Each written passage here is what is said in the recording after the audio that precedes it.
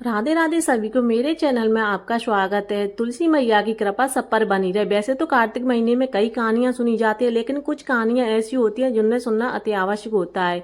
तुलसी मैया का पूरा फल कहानी सुनने के बाद ही प्राप्त होता है। जो पूरी साल में हमें किसी भी महीने में जो पूजा पाठ का फल प्राप्त नहीं हो, जो कार्तिक महीने में तुलसी मैया की पूजा करने से प्राप्त होता है। इसलिए मैं आपके लिए तुलसी मैया की कहानी लेकर आई हूँ।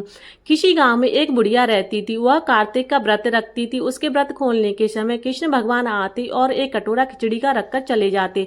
बुढ़िया के पड़ोस में एक औरत रहती थी। वह हर रोज यह देखकर ईर्ष्या करती, इसका कोई भी नहीं है, फिर भी इसे खाने के लिए खिचड़ी मिल जाती है। एक दिन कार्तिक महीने का स्नान करके बुढ़िया गंगा गई।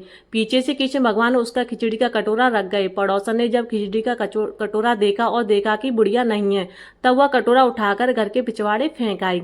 कार्तिक स्नान के बाद बुढ़िया घर आई तो उसे खिचड़ी का कटोरा नहीं मिला और वह भूखी ही रह गई। बार बार एक ही बात कहती कि कहाँ गई मेरी खिचड़ी, कहाँ गया मेरा कटोरा। खिचड़ी का कटोरा दूसरी ओर पड़ोसन ने जहाँ खिचड़ी गिराई थी वहां एक पौधा उगा जिसमें दो फूल खिले। एक बार राजा उस ओर से निकला तो उसकी नजर उन दोनों फूलों पर पड़ी और वह उन्हें तोड़कर घर ले आया। घर आने पर उसने वह फूल रानी को दिए, जिन्हें सूंघने पर रानी गर्भवती हो गई। कुछ समय बाद रानी ने दो पुत्रों को जन्म दिया। वह दोनों जब बड़े हो गए तब वह किसी से भी बोलते नहीं थे, लेकिन जब वह दोनों शिकार पर जाते तब रास्ते में उन्हें वही बुढ़िया मिलती जो अभी भी यही कहती कि यहाँ कहाँ गई मेरी खिचड़ी, कहाँ गया मेरा कटोरा। बुढ़िया की यह बात सुनकर वह दोनों कहते कि हमें तेरी खिचड़ी, हमें तेरा बेला।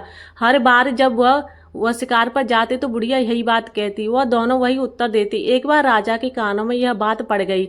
उसे आश्चर्य हुआ कि दोनों लड़के किसी से भी बोलते नहीं है, तब यह बुढ़िया से कैसे बात करते हैं। राजा ने बुढ़िया को राजमहल बुलाया और कहा कि हम से तो किसी से ये दोनों बोलते नहीं है, तुमसे यह कैसे बोलते हैं। बुढ़िया ने कहा कि महाराज, मुझे नहीं पता कि ये कैसे मुझसे बोलते हैं।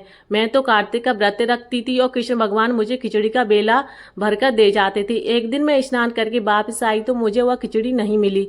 जब मैं कहने लगी कि कहाँ गई मेरी खिचड़ी, कहाँ गया मेरा बेला, तब इन दोनों लड़कों ने कहा कि तुम्हारी पड़ोसन ने तुम्हारी खिचड़ी पिछवाड़े फेंक दी थी तो उसके दो फूल बन गए थे। वह फूल राजा तोड़कर ले गया और रानी ने सूंघा तो हम दो लड़कों का जन्म हुआ। हमें भगवान ने ही तुम्हारे लिए भेजा है। सारी बात सुनकर राजा ने बुढ़िया को महल में ही रहने को कहा। कार्तिक महाराज, जैसे विष्णु भगवान की कृपा उस बुढ़िया पर हुई वैसे ही सब पर बनी रहे। तुलसी मैया की जय। वीडियो अच्छा लगे तो लाइक एंड सब्सक्राइब और शेयर जरूर करना। राधे राधे। तुलसी मैया की कृपा सब पर बनी रहे।